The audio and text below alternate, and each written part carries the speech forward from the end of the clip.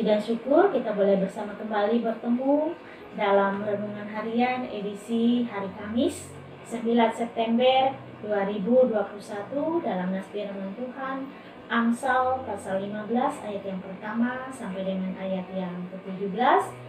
Di tempat masing-masing kita boleh membacakannya. Mari kita memohon pimpinan Roh Kudus, kita berdoa. Terima kasih Tuhan atas waktu dan kesempatan pada saat ini di mana kami boleh bersama-sama belajar tentang firman Tuhan. Biarlah kuasa Roh Kudus-Mu memampukan kami untuk mengerti, memahami, dan melakukan firman Tuhan di dalam kehidupan kami. Di dalam Yesus Kristus kami berdoa. Amin. Saya akan membaca ulang dari Amsal 15 ayat yang pertama sampai dengan ayat yang ke-17. Hanya di ayat pertama, kedua, dan yang keempat saja. Jawaban yang lemah lembut meredakan kegeraman, tetapi perkataan yang pedas membangkitkan marah. Lidah orang bijak mengeluarkan pengetahuan, tetapi mulut orang bebal mencurahkan kebodohan. Lidah lembut adalah pohon kehidupan, tetapi lidah curang melukai hati. Banyak orang menggunakan lidahnya untuk mengucapkan kata-kata yang melemahkan, menghancurkan, dan mematahkan semangat orang lain. Setiap berbicara, dari mulutnya keluar perkataan yang menyayat hati, menyakiti, melukai, memedihkan perasaan orang lain, merendahkan orang lain. Untuk firman Tuhan bagi kita saat ini, pada ayat yang kedua, Amsal mengatakan bahwa lidah orang bijak mengeluarkan pengetahuan, dan ayat yang keempat menyebutkan bahwa lidah lembut adalah pohon kehidupan. Lidah orang bijak mengeluarkan pengetahuan, tetapi lidah curang melukai hati. Lalu ayat-ayat itu disejajarkan dengan mulut orang bebal dan lidah curang. Lidah lembut bukan berarti lidah tidak bertulang maka menjadi lembut.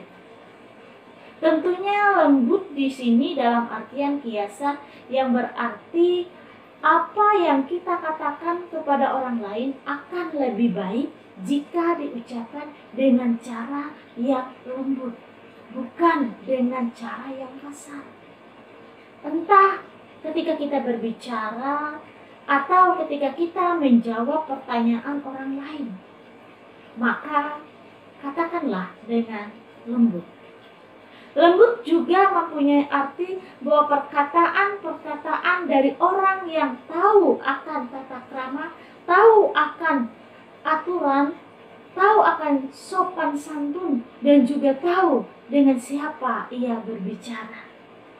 Apakah ia berbicara dengan anak-anak, ataukah ia berkata-kata dengan orang dewasa, ataupun terhadap orang tua. Lalu dengan cara apa kita berkomunikasi dengan orang lain? Kalau cara dan sikap kita lemah lembut yang kita lakukan dalam kita berelasi dengan orang lain, pasti akan menjadi berkat. Karena kata-kata yang dikeluarkan bukan kata-kata yang menyakitkan hati, bukan merendahkan orang lain, melainkan sebaliknya memberikan kekuatan, pengharapan, dan semangat juang kepada orang lain. Amsal menyebutkan bahwa lidah yang lembut itu dikaitkan dengan pohon kehidupan. Maksudnya adalah perkataan yang lembut akan memberikan dampak kehidupan, bukan kematian. Kehidupan berarti ada dinamika, ada organ yang terus bertumbuh dan berkembang, terus bergerak semakin besar dan semakin meluas. Tidak puas dengan apa yang sudah didapatkannya, melainkan apa yang akan dilakukannya terus menerus semakin lebih baik lagi, memberi motivasi, mendukung dalam doa, dan memberi semangat. Kata-kata yang lembut akan membangun kehidupan yang benar. Nah, lain halnya jika lidah curang, penuh kebohongan, tidak ada kejujuran, selalu berubah-ubah sehingga tidak dapat dipercaya, maka lidah yang mengeluarkan kata-kata itu akan melukai hati, bahkan mematikan orang lain.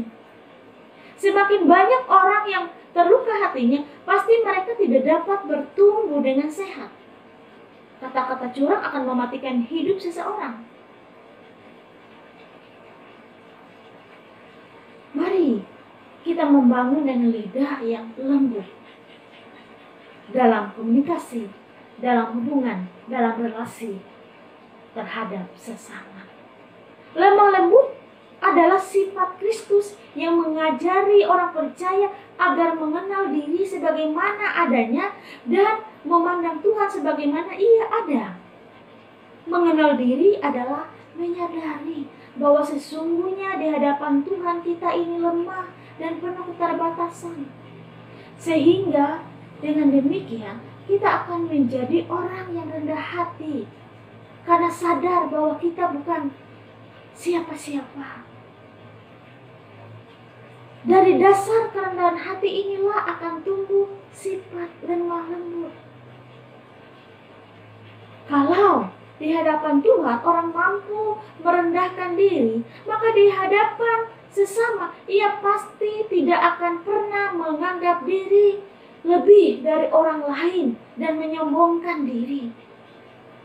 Ia akan bersikap hormat, lemah lembut, dan manis budi terhadap semua orang. Firman Tuhan dalam Lukas 18 ayat yang ke-14b. Sebab barang siapa meninggikan diri, ia akan direndahkan. Dan barang siapa merendahkan diri, ia akan ditinggikan.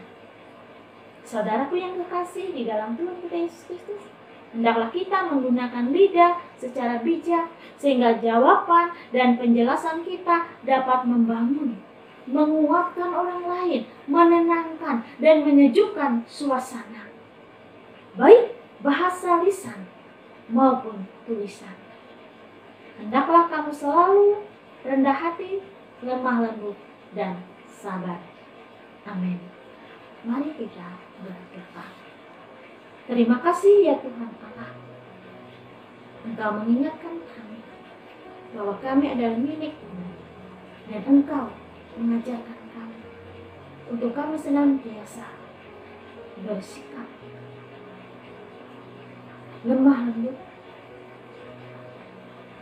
dalam perkataan, baik lisan maupun tulisan, sehingga kami menjadi berkat bagi orang-orang yang ada di sekitar kami. Terima kasih ya Tuhan Allah. Kami berdoa. Amin.